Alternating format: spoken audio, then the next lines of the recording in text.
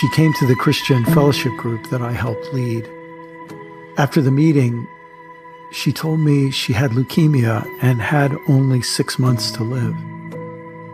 I believed her. Why would anybody lie about something like that? In the coming months, she would come to fellowship meetings with her leg in a brace. She said she had a bone marrow aspiration from her femur. She would miss a meeting and tell me she was in the hospital. I would ask to come visit her, and she would tell me that I couldn't come because her chemotherapy made her immunocompromised. This went on for months. I noticed a pattern. Every time I tried to visit her in the hospital, something would come up at the very last minute. Eventually, little by little, other details stopped fitting together. The whole story started to fall apart. I realized that this poor young woman was so desperate for a certain kind of attention that she'd concocted this whole story as a way to elicit compassion under terms that she could control. And I was taken in, and many of my friends were taken in as well. Now, she carried on a kind of deception with us. But we all know there are other con artists out there who are far more dangerous. They swindle people out of their whole life savings. They create Ponzi schemes that destroy hundreds of lives. They create economic crashes that make them millions of dollars, but plunge whole economies into recessions and depressions. Con artists win elections. They start wars and lose wars, and people die. Sometimes they become megachurch pastors or priests in a country parish. Sometimes they become cult leaders and people drink their Kool-Aid. One way or another, con artists earn the adoration and worship of millions. Sometimes they make a lot of money. Sometimes they derive other benefits from their cons. But I'm not just interested in what's going on in the minds of con artists. I'm interested in what went on in my mind when this woman told me she had leukemia and had a few months to live. Something in me was attracted to the story she was telling. It offered me a chance to be a kind and gracious hero. It offered me the chance for something that I think I need to understand, because if I don't understand it, I could be vulnerable the next time a con artist comes along. When a person approaches us with a story that appeals to us and they tell that story with such confidence, many of us are tempted to give the keys to our brains to these people. We give them a key so that they gain access to some deep part of us. We like the way we feel when we're under the nearly hypnotic influence of these people. Sometimes I think it's like a blood transfusion of confidence. That other person has so much confidence. And maybe if I yield myself to it, it will transfuse into me. So certain con artists have the ability to get us to sign a contract where we let them do our thinking for us. Con artists know something. They see something many of us don't see about ourselves. That's what we'll be exploring today.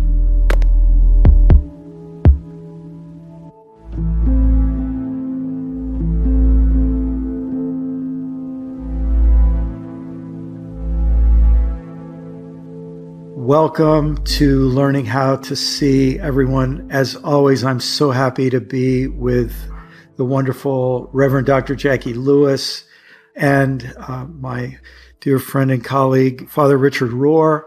And we're talking about biases, and we're talking about glitches or malfunctions in our seeing program. And we're talking about how to be liberated to try to see reality a little more clearly. And we have talked about a number of these biases already. We talked about confirmation and complexity bias in episode 1, community, complementarity, and contact bias in episode 2. In our last episode, we talked about political biases, conservative liberal bias, consciousness bias, and competency bias. And we have 2 more today that are highly relevant to our political moment. In fact, our title for this episode is What Con Artists and Authoritarian Leaders See. And I wonder, Jacqui, you ever had any experience with a con artist? Yes, sadly. Good to be with you, Brian and Richard. I'm so grateful for this collegiality and conversation. Yeah, I mean, I think these are 2 short stories that go around the same axis. One was when I was a little girl, we first moved to Chicago. We had been in those like nondescript, boring Air Force Base churches, but suddenly we were in Chicago at the New Friendship Missionary Baptist Church. And the music was off the chain, and the old black ladies with their doilies on would get the Holy Spirit. And like, woo! I was like, oh man, this is my jam. I want this kind of energy. And so I was like, wow, this is amazing, amazing, amazing. But even as a little person, like I think I was 8, I caught wind of a feeling that the money collecting was not straightforward. So you'd walk up and put your money in the plate, and then there would be another time when the people who were tithing would walk up and put their money in the plate. Then the third thing would be the deacon's offering, and you go up there and put your money in the plate. And the fourth one was always the pastor's support fund. And I was like, the pastor's support fund? I'm little, like I'm putting my little piggy bank money in. And Mrs. Pastor, his wife, always had on some kind of new fur coat, always had on some kind of new fur hat. They had these big cars. And I was like, wait, Mom and Dad don't have fur coats so big. So that was like a little susam about a con. And my mom, we went to Presbyterian churches. And then at some point, my mom started going to a Baptist church again in Chicago. And almost the same thing. She called me one day and said, Jacqui, talk to me about the seed offering. Mm. The seed offering. It's like, yeah, we had a visiting pastor who said, if we put a seed offering in, it would cure my cancer. Brian. Richard. Yes. Cure my cancer. So my mom, vulnerable, sick, growing up in this Baptist tradition, really believed that she could make a kind of offering that would make God hear her prayers. That is a con, everyone. Oh my God. Sorry. Yeah. Richard, I'm imagining you've seen a good bit of this in different circles. Yeah, I'm afraid so. Now, before I say it, I don't want anybody to think that I do not believe in the possibility of miracles, and I do not believe in the possibility of apparitions. God can do anything God wants. But before Vatican II, we Catholics grew up on a whole menu of apparitions and miracles, more than the Gospels. You Protestants were not wrong when you criticized us for that. And when the priest from the pulpit would wax eloquent about Mary appearing on a bush and Jesus appearing his face on a tortilla, he said, oh my God, isn't that beautiful? I need to go and see that tortilla. They're not doing us any favor, It's interesting, though, already, again, as a young seminarian, still pre-rational in my Catholic thinking, I knew there was something suspicious about it, because we did make jokes. But I still wouldn't joke in front of maybe priests or professors, because I felt it was required to believe that what Christianity is all about is miraculous things happening, and miraculous defined in a very limited physical way, not again the transformation of the soul, but always something that was transformational in one leg lengthening. Now we learned that from the Protestants, where the preacher would pray over your short leg and pull it out, and everybody would be aghast. Now but it was the same thing all over again. Yes. In fact, I had a friend who was a Pentecostal preacher, and he told me they called those Pentecostal parlor games. But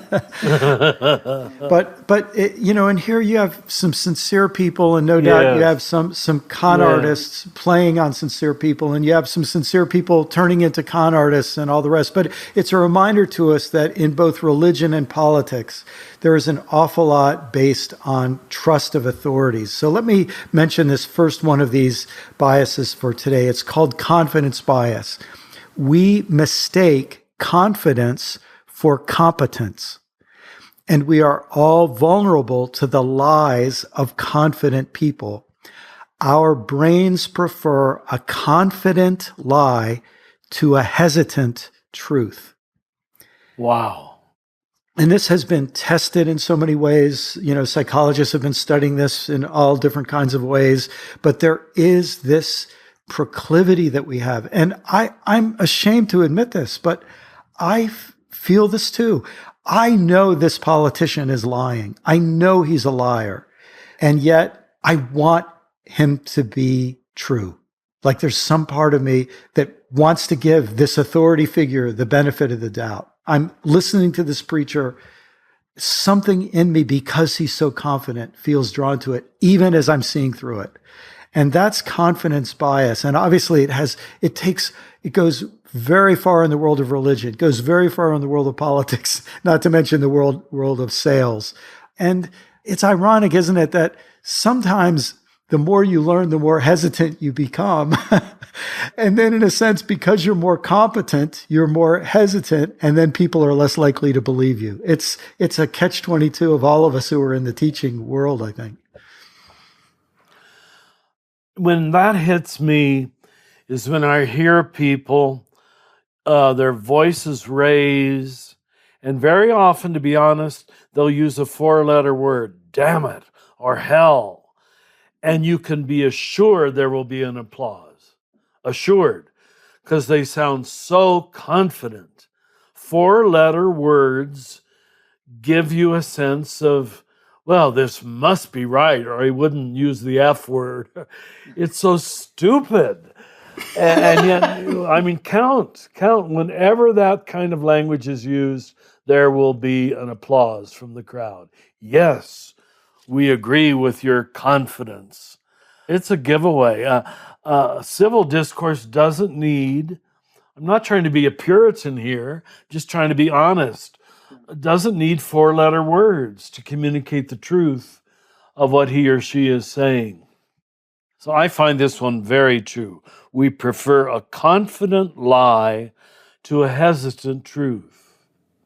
I think especially after we've bought it. Yeah. Like after we've purchased it. Yes. After we've bought the car, after we've paid for the class. Yes. After we've elected the official. Yeah. My gosh, we are happy to hear what they have to say to confirm that we made the right choice, even when we're wrong and they're wrong. We need to keep coming back to the issue of race, because to be in America is to be in a country with a racist history. And it just strikes me how white people, we grow up, we don't know anything about America's past, and we go to a 4th of July parade and we think, oh, nice country we got here, and it's the only place we've ever known. We think it's great. And then we learn a little bit of our history, and I think a lot of white people start feeling insecure. They start feeling afraid. They start feeling ashamed about this past. And you can see why that would set people up for a confident person who comes and tells them, we're the greatest.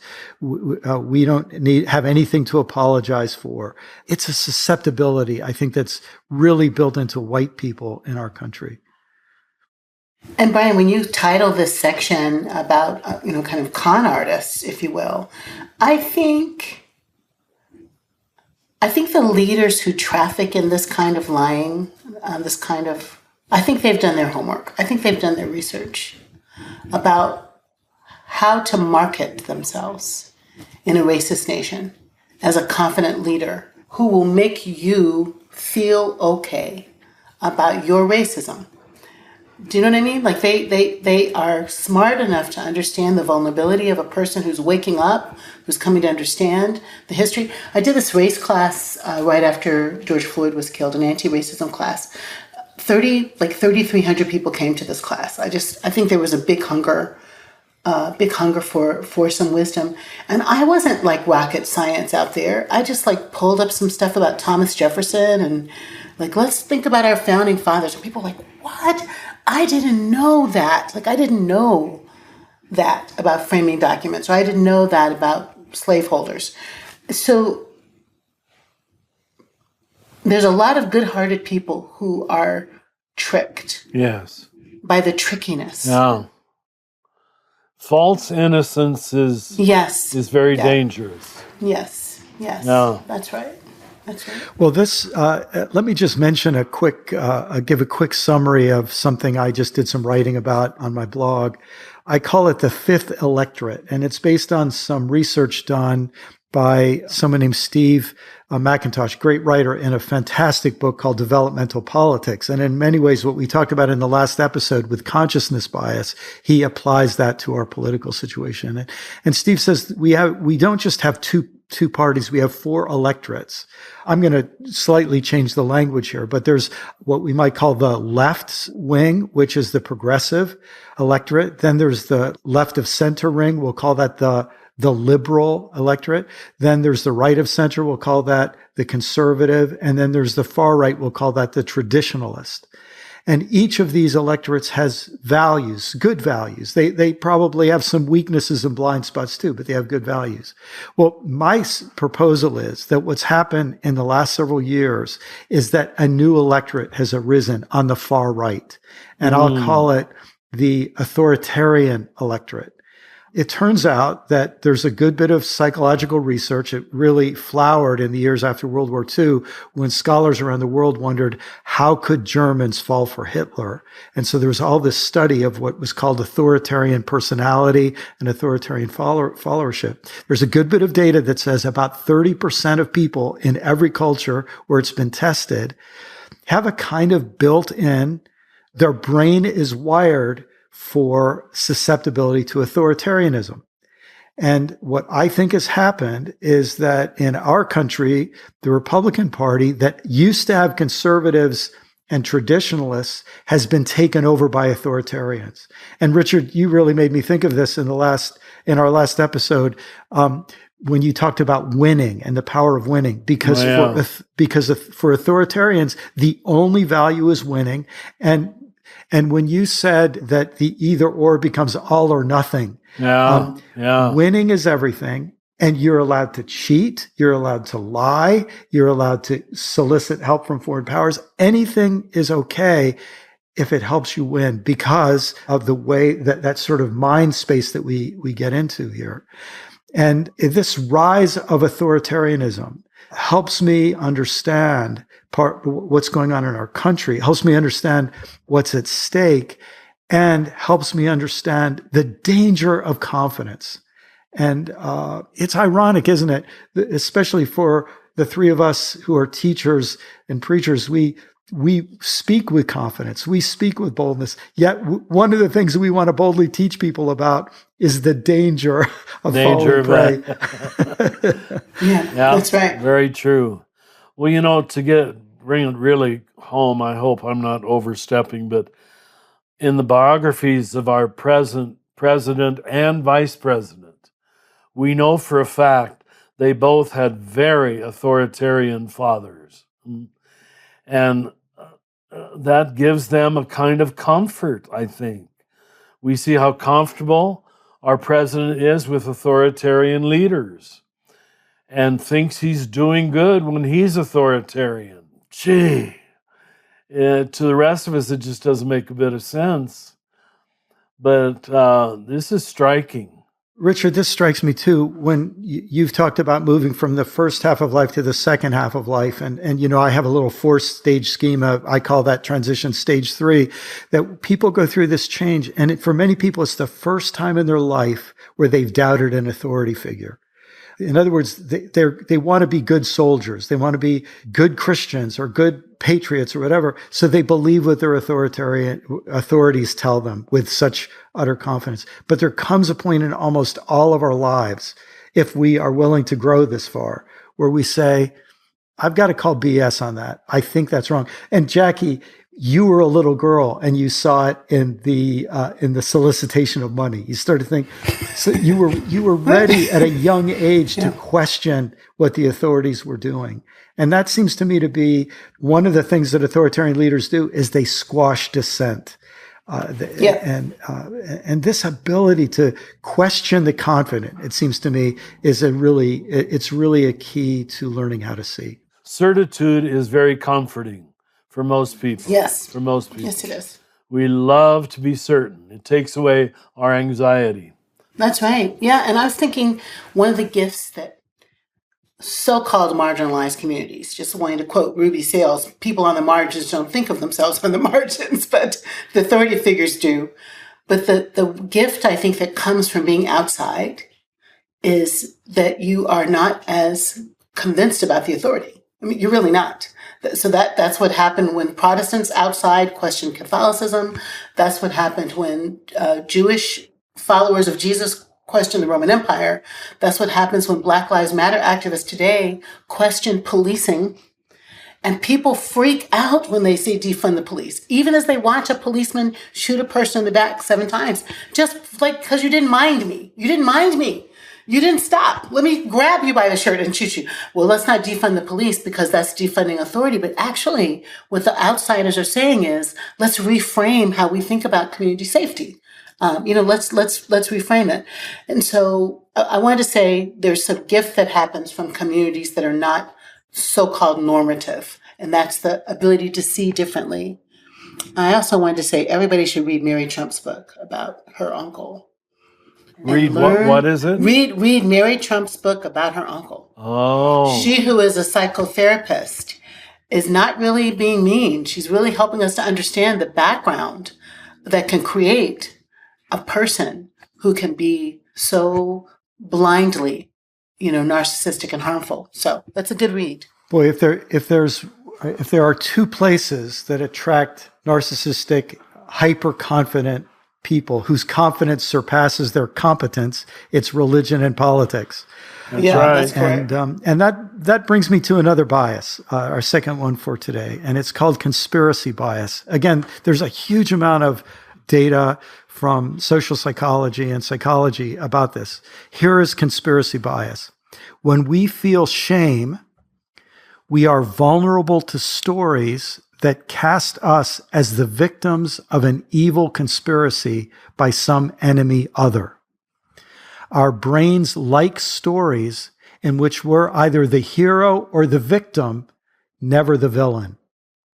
So in the presence of shame, we're especially attracted to stories that cast us as victims of an evil conspiracy by some enemy other. That's the big idea. And of course, as we speak, there's this set of conspiracies that have been spreading. I mean, they're absurd, but they're spreading through churches largely. And they have this wonderful thing that they confer upon people. We're the innocent victim. Yeah, and people are attracted. I guess all of us have this glitch in our brains that makes us be attracted to this kind of conspiracy bias. Have y'all seen it out there? Does that make sense? Gosh. Where do we start? Yeah. Once you play the victim card, you're in control of the whole room. No one can come back. You poor thing. We've all got to show our sympathy for you being victimized. And again, the left plays this card almost as much as the right does, maybe more in some ways. When I teach on the scapegoat to the Living School, I make the point how one of the many reasons I am committed to Jesus is Jesus does the victim thing right. He neither plays the victim nor uses his position to victimize other people. He learns from his victimization. And that's just the highest level of enlightenment, when you can learn from your victimization instead of playing it for your own aggrandizement or victimizing others because now you have a right. I was screwed, so I get to screw you. Forgive me. Yes, Yeah. yes. Yeah, no, I think that's right, Richard. And the three of us as theologians, the three of us who do God talk for a living, I'm going to say something that might be highly offensive, so I apologize in advance.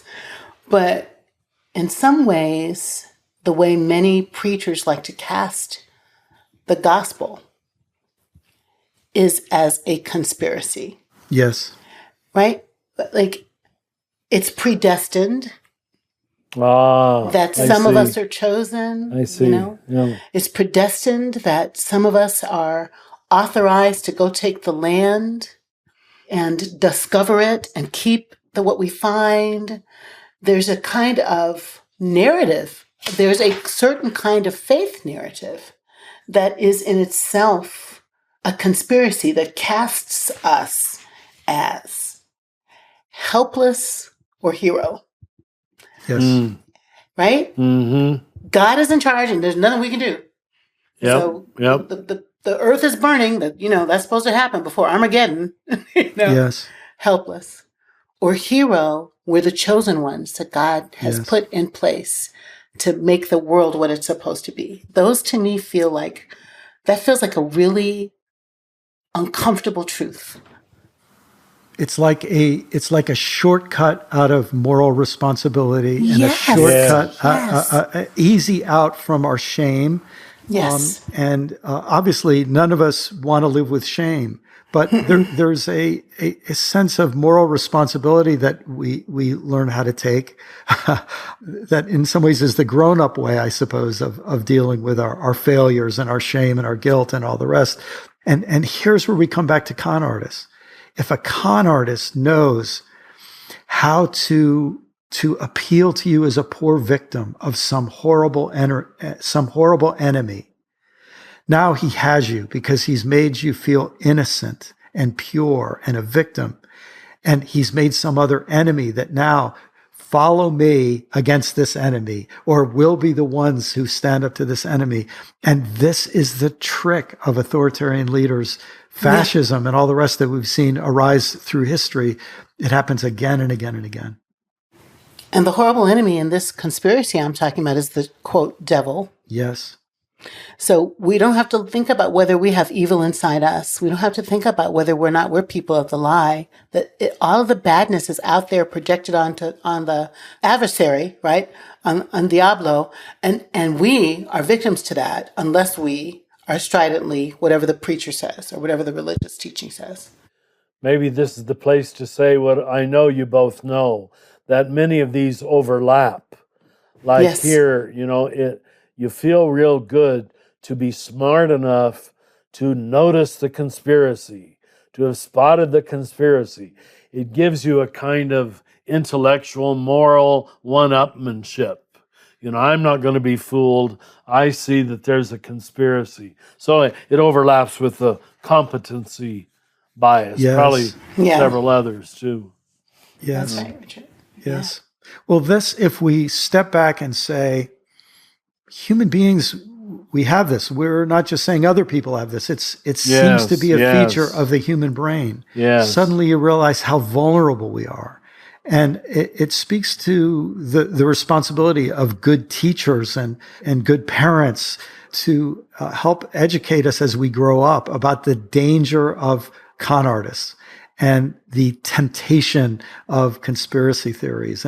And for those of us involved in the world of religion, one of our huge jobs, it seems to me, is to go back and scrutinize our doctrines and scrutinize our sermons and so many of these things that we start to see, oh yeah, we've played into these. We've even made them part of our liturgies in some ways.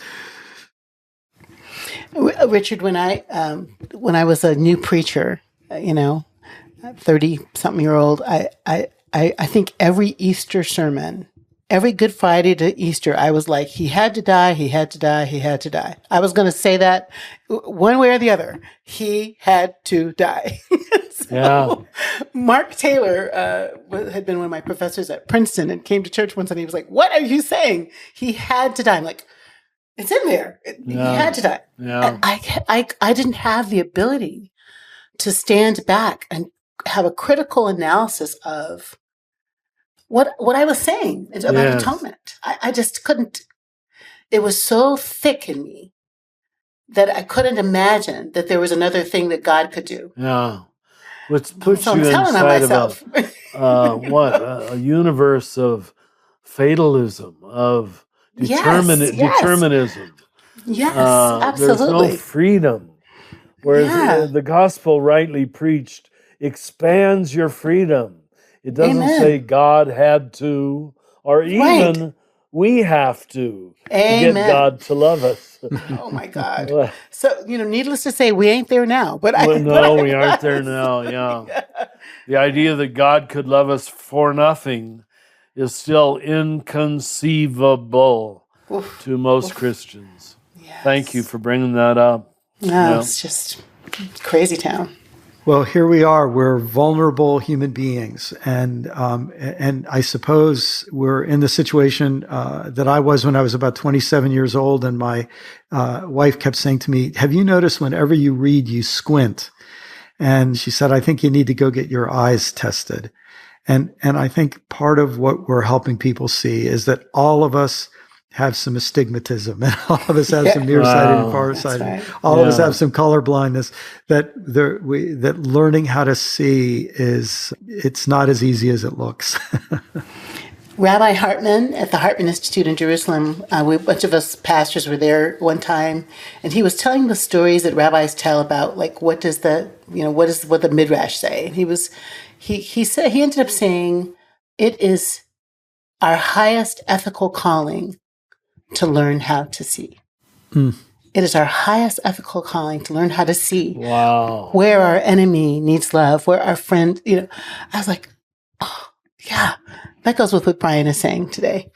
Well, Jesus does say, be careful how you see. I should have the chapter and verse in front of me, but it's hidden in the middle of a longer narrative, and you can easily skip over it. Be careful how you see. I'll try to look it up before the next session. I mean, Thank you, Richard. Richard, and this strikes me something that we try to teach through CAC is that part of contemplation is helping people say, I don't know. Yes. Helping people live with not knowing. Yes. And it's funny, isn't it?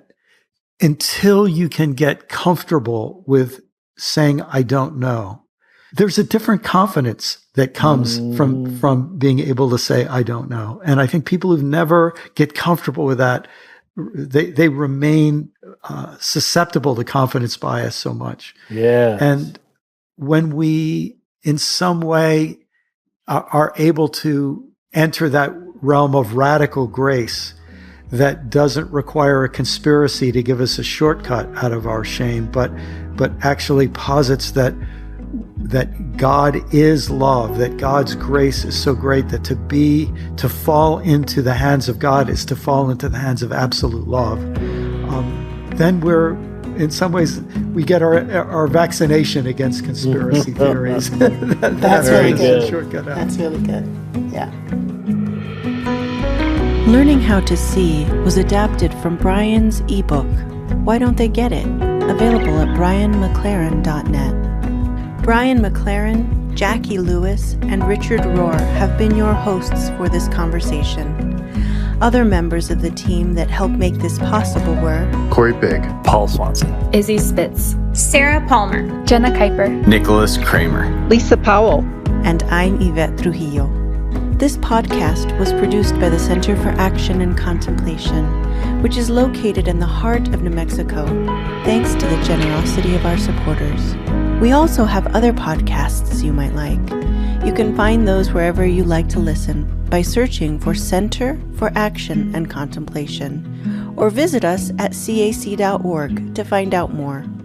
From the high desert of New Mexico, we wish you peace and every good.